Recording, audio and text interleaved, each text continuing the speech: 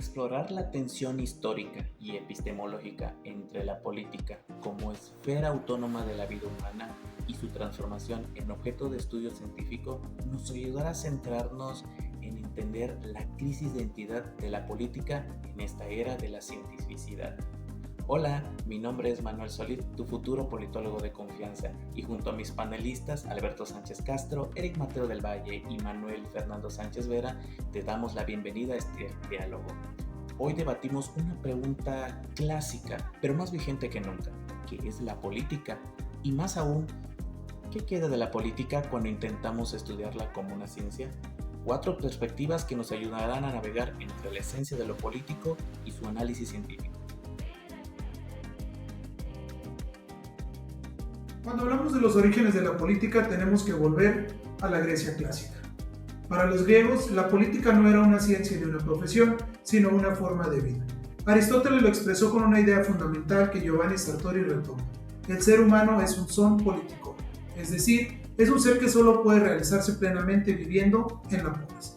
Un dato interesante es que en Atenas, no participar en la vida política no era visto como algo neutral. Al ciudadano que se desentendía de los asuntos públicos se le llamaba idiotes, término del que actualmente proviene nuestra palabra idiota. Esto no significa falta de inteligencia, sino alguien que solo se ocupaba de lo privado y renunciaba a la vida en común. Esto muestra que la política estaba profundamente ligada a la ética y a la comunidad. Las decisiones importantes se tomaban en la asamblea, donde los ciudadanos debatían, hablaban en público y votaban directamente. No existían políticos profesionales y gobernar y ser gobernado eran partes normales de la vida social. Como explica Sartori, en este momento originario no había una separación clara entre lo político, lo social y lo moral.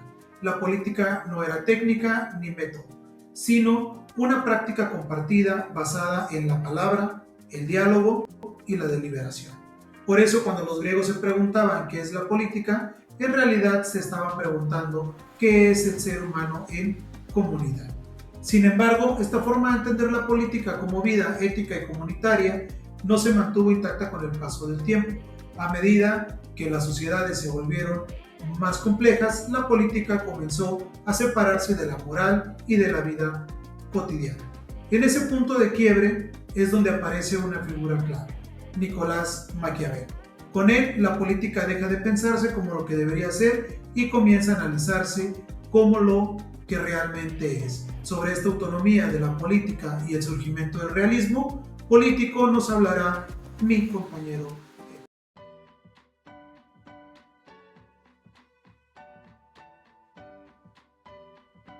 Muy buen día tengan todos ustedes. Mi nombre es Eric Mateos y hoy quiero proponerles un tema interesante para este podcast. Y este sería sobre Nicolás Maquiavelo y el realismo, pero a través del lente de uno de los más grandes teóricos de la ciencia política del siglo XX, Giovanni Sartori. ¿Qué vería Sartori en Maquiavelo? Sartori no solo veía al teórico del poder despiadado, sino algo mucho más profundo, al fundador de la política como ciencia autónoma, como un analista sistemático de la gobernanza efectiva, centrando en variables como el liderazgo, el análisis y la estabilidad. Con estas características, Maquiavelo, según Sartori, le estaría dando a la política sus propias leyes, lejos de la moral, pero también separándola de la filosofía y la religión. Con esas ideas, Maquiavelo sería el fundador del realismo político, una forma de reflexión y observación. Pero, ¿cómo lo habrá hecho? Yo he de suponer que Maquiavelo vería en la República Florentina, las cortes y las guerras, y con ello llegar a la conclusión de que la política tiene sus propias reglas.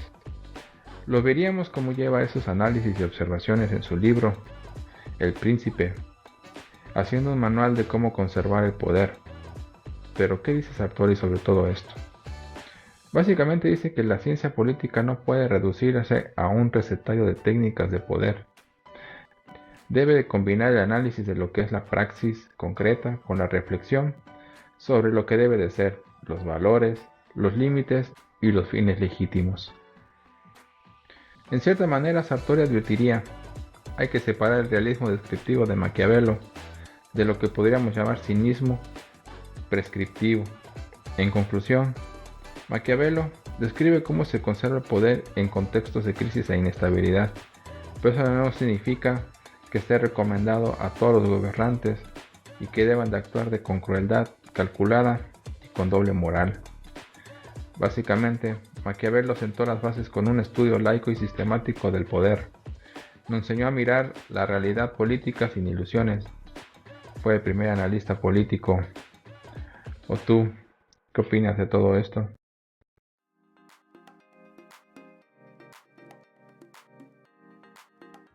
Giovanni Sartori, fíjate que habla de una crisis de ubicación de la política, y esta idea es clave para entender el momento actual en el que se encuentra esta ciencia. ¿Qué quiere decir con esto? Que la política ya no tiene un lugar claramente definido ni como práctica social ni como objeto de conocimiento.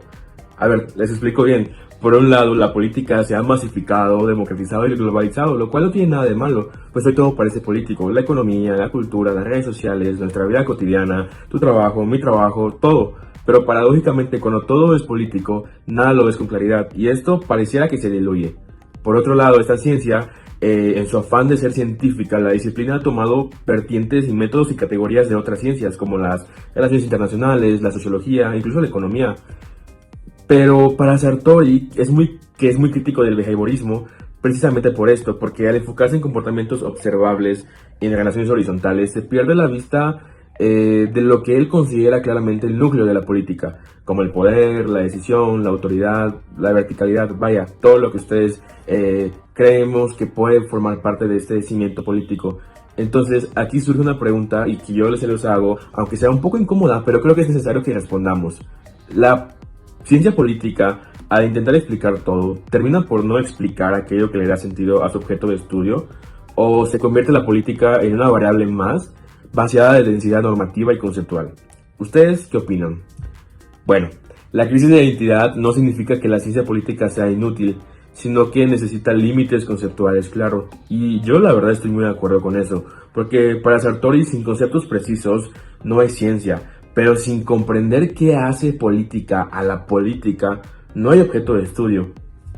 Tal vez el desafío no sea elegir entre política o ciencia, sino recordar que la ciencia política debe servir para comprender la política y no para disolverla. ¿Ustedes qué opinan? Después de escuchar a nuestros panelistas, podemos notar que la tensión aún sigue viva. Por un lado, la política como esfera autónoma, cargada de valores, poder y decisión. Por otro, la política como ciencia que busca objetividad, método y datos.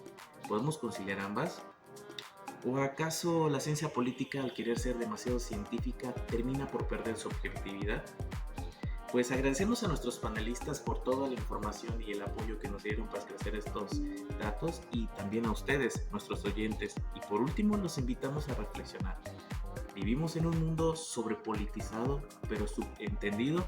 ¿O necesitamos recuperar la politicidad sin renunciar al rigor científico? Hasta la próxima.